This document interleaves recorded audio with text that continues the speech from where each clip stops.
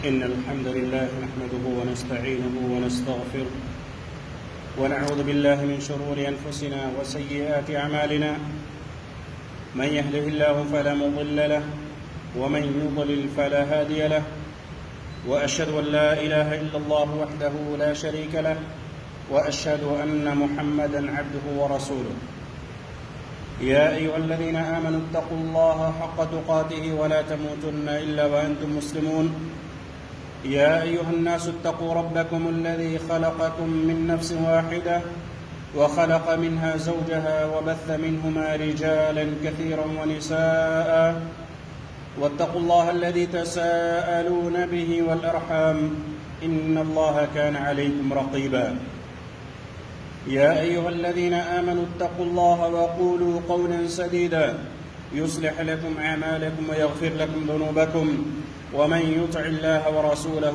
فقد فاز فوزا عظيما أما بعد فإن أصدق الحديث كتاب الله وخير الهدي هدي محمد صلى الله عليه وسلم وشر الأمور محدثاتها وكل محدثة بدعة وكل بدعة ضلالة وكل ضلالة في النار فأعوذ بالله السميع العليم من الشيطان الرجيم يا أيها الذين آمنوا إنما الخمر والميسر والأنصاب والأزلام رجس من عمل الشيطان فاجتنبوه لعلكم تفلحون إنما يريد الشيطان أن يوقع بينكم العداوة والبغضاء في الخمر والميسر ويصدكم عن ذكر الله وعن الصلاة فهل أنتم منتهون تمام قسم کی حمد و ثنا کبریائی بڑائی حمد و ستائش بزرگی و عظمت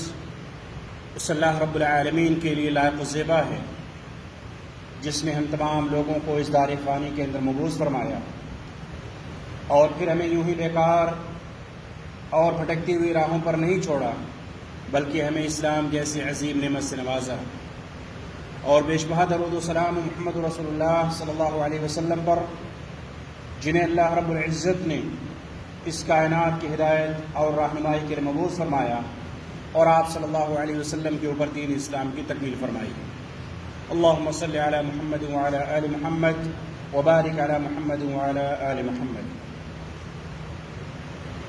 محترم حاضرین جمعہ آج کے اس خطبہ جمعہ کے اندر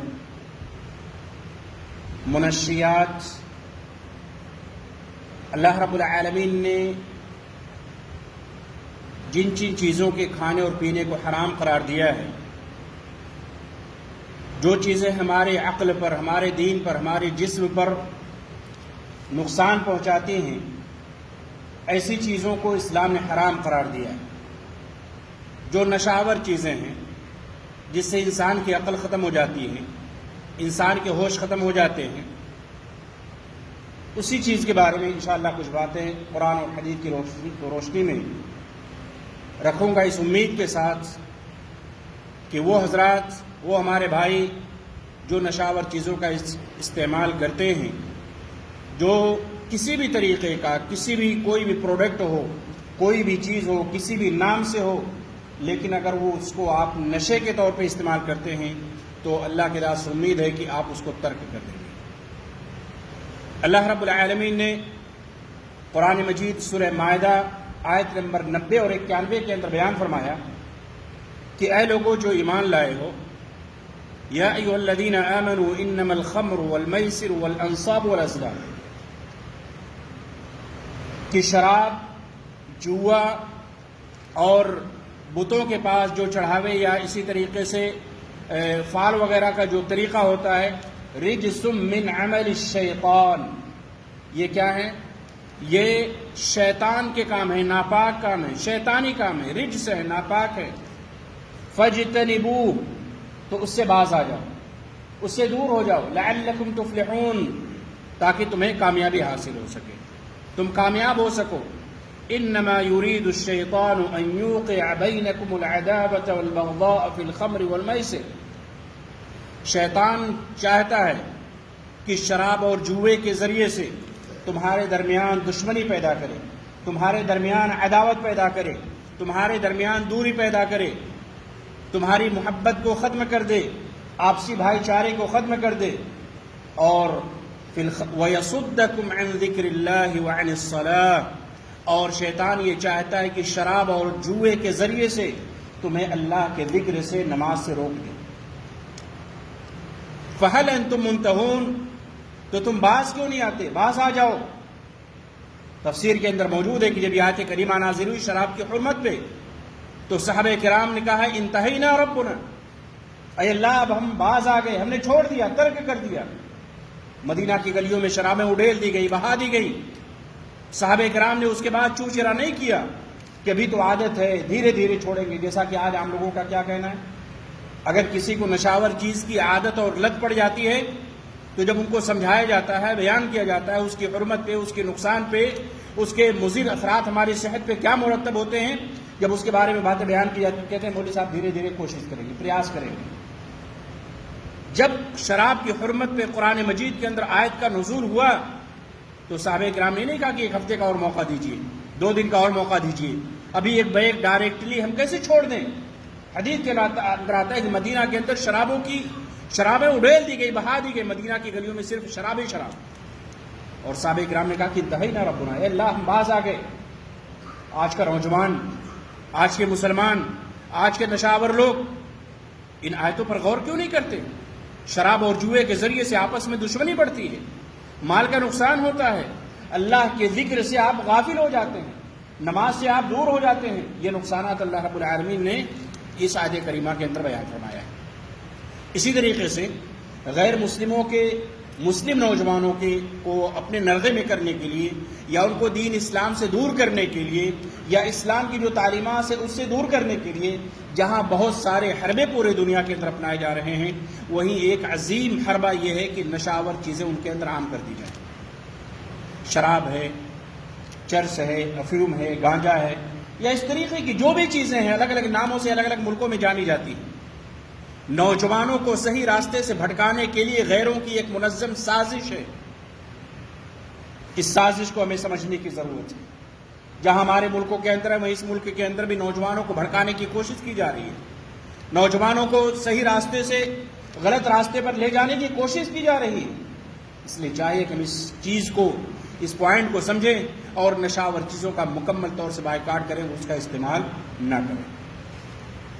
اللہ کے نبی علیہ الصلوۃ والسلام نے ایک حدیث کے اندر ارشاد فرمایا یوشک ان تداع علیکم الامم، قریب ہے کہ تمہارے اوپر امتیں ٹوٹ پڑیں گی، حملہ ور ہونے کے لیے حملہ کریں گی تمہارے اوپر، جس طریقے سے بھوکے لوگ دسترخوان پہ ٹوٹ پڑتے ہیں۔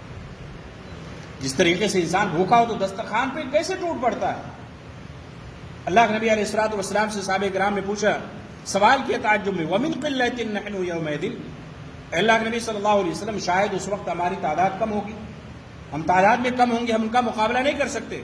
اللہ کے نبی علیہ الصلوۃ والسلام نے ارشاد فرمایا بل انتم یومئذ کثیر ولکنکم غثاء کغثاء السیل، نہیں تمہاری تعداد بہت زیادہ ہوگی، تم تعداد میں بہت ہوگے لیکن سمندر کے جھاگ کے برابر، تمہاری حیثیت سمندر کے جھاگ کتنے ہوتے، کتنی کثرت ہوتی ہے لیکن ان کی کوئی حیثیت نہیں ہوتی۔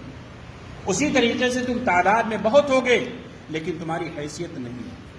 اللہ تعالیٰ تمہارے دلوں سے غیروں کا جو ڈر ہے، تمہارا جو خوف یا تمہاری جو ہیبت غیروں کے دلوں میں تھی، اللہ تعالیٰ اس کو چھین لے گا، اللہ تعالیٰ اس کو ختم کر دے گا اور تمہارے دلوں میں وہن پیدا کر دے گا۔ صحابہ کرام نے عرض کیا اللہ کے نبی صلی اللہ علیہ وسلم یہ وہن کیا ہے؟ آپ صلی اللہ علیہ وسلم نے بیان فرمایا حب الدنیا و کراہیت الموت، دنیا کی محبت اور موت کو ناپسند کرنا۔ آج دیکھیے عام مسلمان دنیا کی محبت میں پڑے ہوئے ہیں، حلال و حرام کی کوئی تمیز نہیں، اللہ کا ڈر نہیں، کوئی خوف نہیں، دین اسلام کی کوئی پاسداری نہیں۔ جس طریقے سے دنیا حاصل کرنا ہے، گھر بنانے ہیں، پراپرٹی بنانی ہے، پیسے کمانے ہیں، کوئی حلال و حرام کی تمیز نہیں، دنیا کی محبت، دنیا میں مست ہیں، آخرت کو بھولے ہوئے ہیں، اللہ اور اس کے رسول کو بھولے ہوئے ہیں، دین اسلام سے دور ہم جا رہے ہیں اور موت کو ناپسند کرتے ہیں، موت سے ڈرتے ہیں، موت کو ناپسند کرتے ہیں۔ یہ نشانی اللہ کے نبی علیہ الصلوۃ والسلام نے ارشاد فرمائی کہ حب الدنیا و کراہیت الموت، یہ بیماری تمہارے اندر پیدا ہو جائے گی۔ آج دیکھیے جہاں غیروں کے بہت سارے حربے انہوں نے مسلمان نوجوانوں کو اپنے نرغے میں کرنے کے لیے، دین اسلام سے پھیرنے کے لیے اپنائے، انہی میں سے کیا ہے؟ مخدرات، نشاور چیزیں ان کے اندر عام کر دینا، نشاور چیزیں ان کے درمیان پھیلا دینا، عام کر دینا، جس کی وجہ سے وہ نوجوان آج دین اسلام سے دور جا رہا ہے، نوجوان صراط مستقیم سے بھٹک رہا ہے، نوجوان دین اسلام کی تعلیمات سے دور ہو رہا ہے۔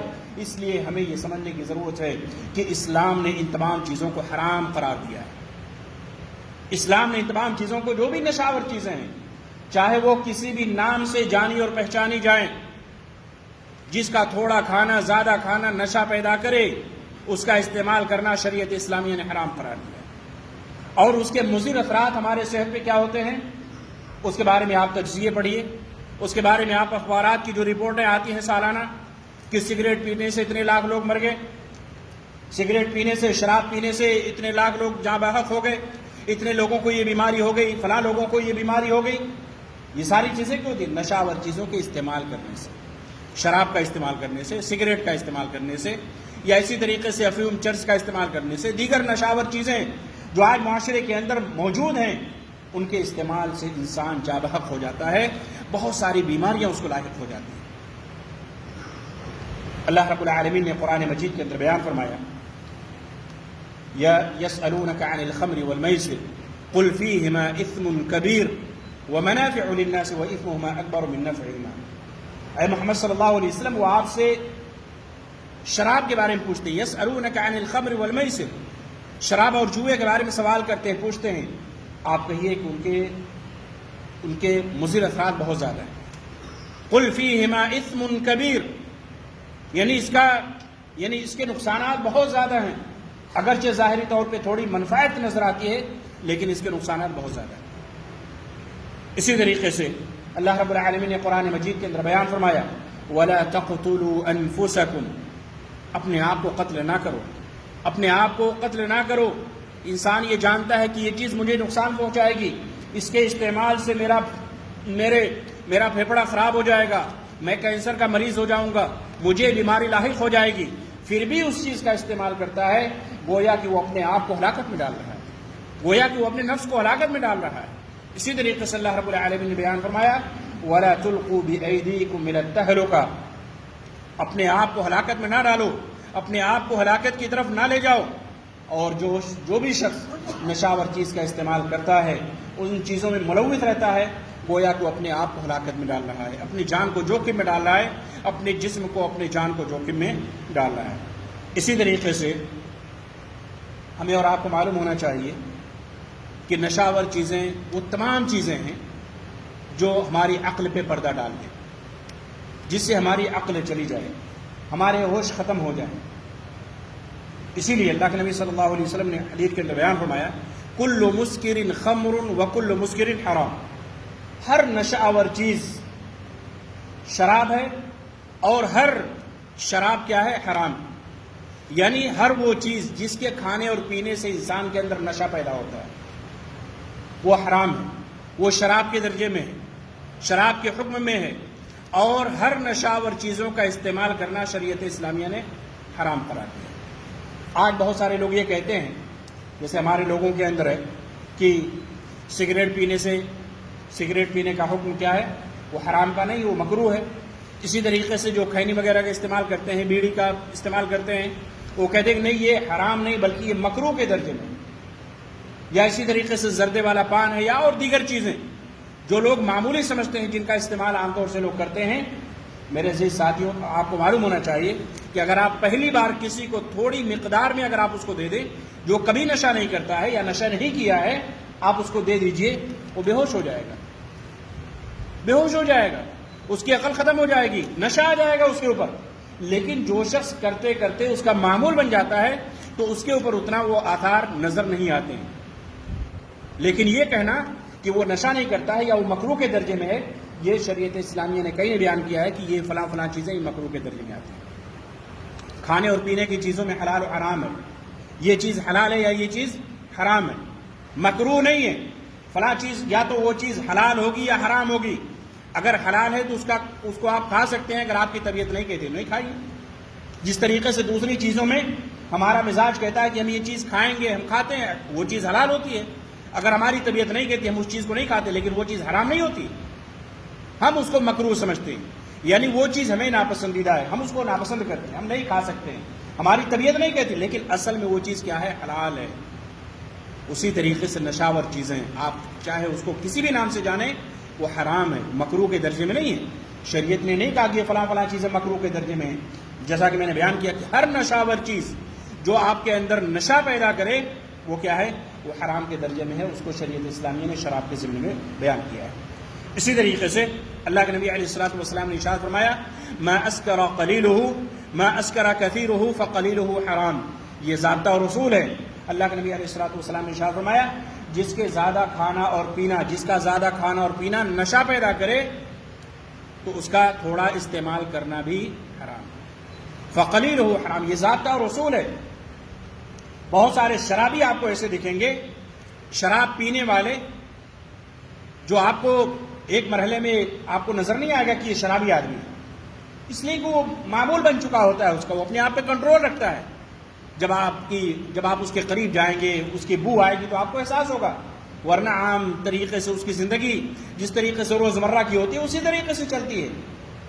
لیکن وہ شراب پیا ہوتا ہے تو ایسا نہیں کہیں گے کہ اس کی عقل پہ وہ شراب نے نشہ نہیں کیا، یا اسی طریقے سے وہ بالکل پاگل اور بدمست یا دیوانہ ہو کے نہیں گھوم رہا ہے تو شراب اس کے لیے حلال ہو جائے گی۔ نہیں، حلال نہیں ہوگی بلکہ وہ حرام ہے۔ تو یہ ضابطہ اور رسول اللہ کے نبی علیہ الصلوۃ والسلام نے حدیث میں بیان فرمایا کہ ما اسکر کثیرہ فقلیلہ حرام، جس کا زیادہ کھانا پینا نشہ پیدا کرے اس کا تھوڑا استعمال کرنا بھی حرام ہے۔ اس لیے نشاور چیزوں سے اپنے آپ کو دور رکھیے۔ آپ رپورٹیں پڑھیے، ایک سال کے اندر یعنی 5 لاکھ 6 لاکھ 10 لاکھ لوگ، ایک ملین لوگ اس دنیا سے رخصت ہو رہے ہیں تو صرف نشاور چیزوں کے استعمال سے رخصت۔ نشاور چیزوں کے استعمال سے جب تک انسان کا خون گرم ہوتا ہے تو اس کو احساس نہیں ہوتا، لیکن جب وہ چیزیں دھیرے دھیرے اس کے پھیپھڑے کو، اندرونی چیزوں کو خراب کر دیتی ہیں تو اس کو کینسر ہو جاتا ہے، فلاں طریقے کے امراض لاحق ہو جاتے ہیں، جس کی وجہ سے وہ اس دنیا سے چلا جاتا ہے۔ اس لیے اللہ کے واسطے شراب یا اس کے حکم میں جو بھی چیزیں ہیں اس سے اپنے آپ کو دور رکھیے۔ اللہ کے نبی علیہ الصلوۃ والسلام نے شراب پینے والوں کے بارے میں بیان فرمایا کہ جو شخص شراب میں کسی بھی طریقے سے ملوث رہتا ہے، چاہے اس کا بنانے والا ہو، چاہے اس کا بیچنے والا ہو، چاہے اس کا خریدنے والا ہو، جس کے لیے بنائی گئی ہو، کسی تک پہنچایا ہو، کسی بھی طریقے سے آپ کی شراکت، آپ کی حصے داری اس میں موجود ہے تو اللہ کے نبی علیہ الصلوۃ والسلام نے ارشاد فرمایا کہ اللہ تعالیٰ کی لعنت اس کے اوپر ہوتی ہے، اللہ کی لعنت ہوتی ہے۔ بعض روایت کے اندر آتا ہے، شیخ البانی رحمۃ اللہ علیہ نے اس کو صحیح قرار دیا ہے کہ اگر کوئی شخص شراب پیتے پیتے مر گیا، یعنی توبہ نہیں کیا، بغیر سچی توبہ کے اس دنیا سے چلا گیا، تو قیامت کے دن وہ جس طریقے سے بت پوجنے والا ہوتا ہے اسی طریقے سے اس کو اٹھایا جائے گا۔ یہ سخت وعید اللہ کے نبی علیہ الصلوۃ والسلام نے بیان فرمایا حدیث کے اندر۔ جو شراب پینے والا، آج کتنے نوجوان ہمارے مسلم معاشرے کے اندر موجود ہیں، یہاں سعودی عربیہ کے اندر بھی ہیں، اپنی مصنوعی شرابیں بناتے ہیں، پیتے ہیں کیمپوں کے اندر، یا اسی طریقے سے ہمارے ملکوں کے اندر مسلم نوجوان ہیں، دھڑلے سے پیتے ہیں، شرابی ہیں، پیسے ہیں، فراوانی ہیں، اور اپنی آخرت کو، اپنی دنیا کو برباد کر رہے ہیں۔ شریعت نے حرام قرار دیا، ایسے پیسوں کو ناجائز اور حرام جگہوں پہ صرف کر رہے ہیں، اپنی صحت اور آخرت کو برباد کر رہے ہیں۔ اسی طریقے سے آپ کو یہ معلوم ہونا چاہیے کہ شریعت اسلامیہ نے ضروریات خمسہ پہ بہت زیادہ زور دیا، یعنی 5 چیزیں جو انسان کی اپنی حفاظت کے لیے بہت ہی ضروری ہیں، اس پہ بہت زیادہ زور دیا ہے۔ دین کی حفاظت، نفس کی حفاظت، عقل کی حفاظت، یا اسی طریقے سے عزت اور مال کی حفاظت۔ یہ 5 چیزیں ہیں جو ضروریات خمسہ کے نام سے جانی جاتی ہیں، اور یہ ضروریات خمسہ کی حفاظت کرنا ہر انسان کی، ہر مسلمان کی ذمہ داری ہے، اور یہ اسی وقت ممکن ہے جب انسان ان تمام چیزوں سے دور رہے جو اس کی ان تمام چیزوں میں سے کسی ایک کو یا زیادہ کو نقصان پہنچائے۔ مثال کے طور پہ دین کی حفاظت پہ شریعت اسلامی نے زور دیا ہے۔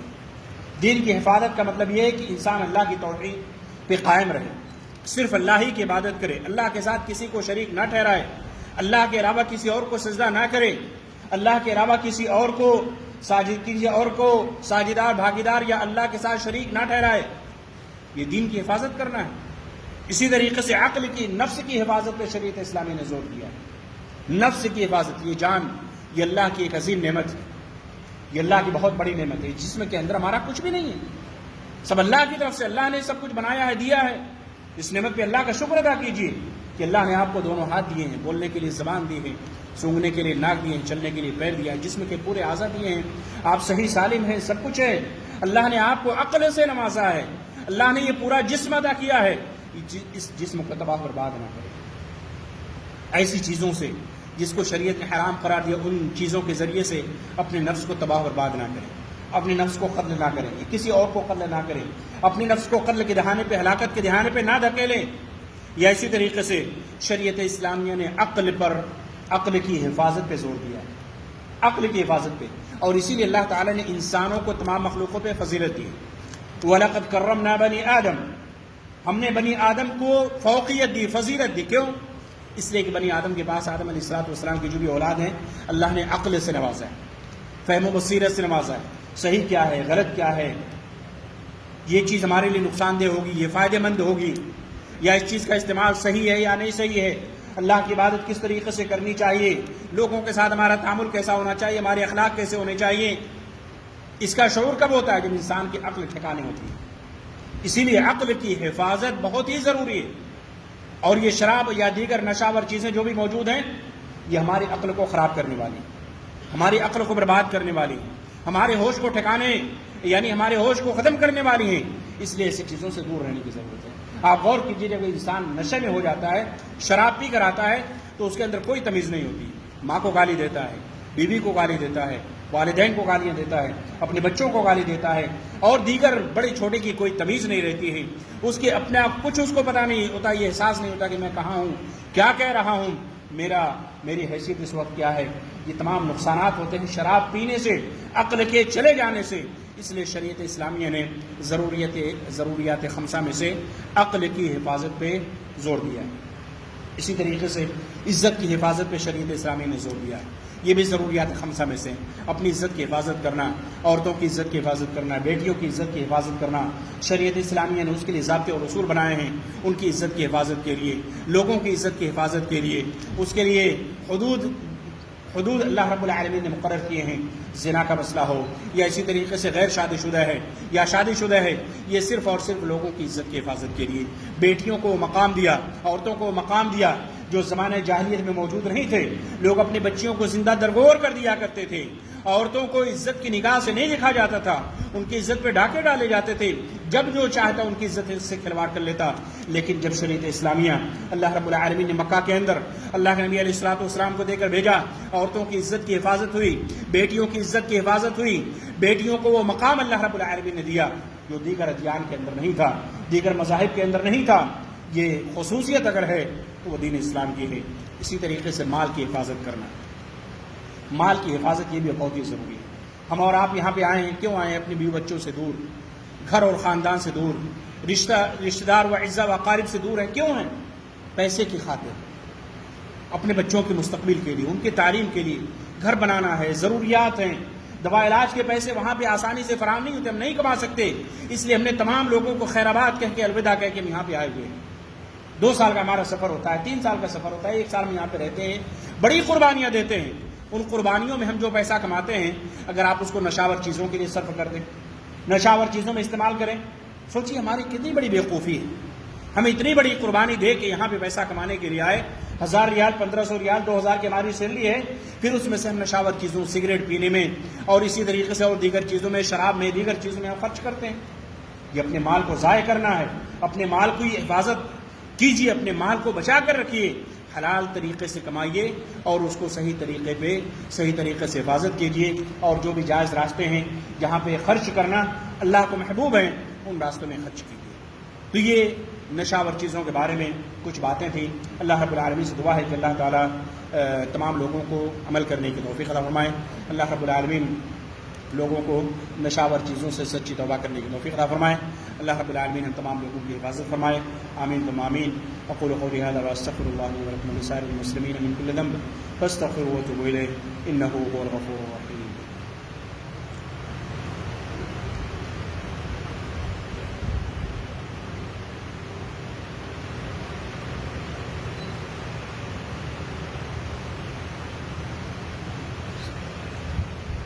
الحمد لله على إحسانه والشكر له على توفيقه وامتنانه، وأشهد أن لا إله إلا الله وحده لا شريك له، وأشهد أن محمدا عبده ورسوله. أما بعد، فأعوذ بالله السميع العليم من الشيطان الرجيم. إن الله وملائكته يصلون على النبي يا أيها الذين آمنوا صلوا عليه وسلموا تسليما. اللهم صل على محمد وعلى آل محمد كما صليت على إبراهيم وعلى آل إبراهيم إنك حميد مجيد، وبارك على محمد وعلى آل محمد كما باركت على إبراهيم وعلى آل إبراهيم إنك حميد مجيد. عباد الله، إن الله يأمر بالعدل والإحسان وإيتاء ذي القربى وينهى عن الفحشاء والمنكر والبغي يعظكم لعلكم تذكرون. فاذكروا الله العظيم يذكركم واشكروه على نعمه يزدكم ولذكر الله أكبر والله يعلم ما تصنعون.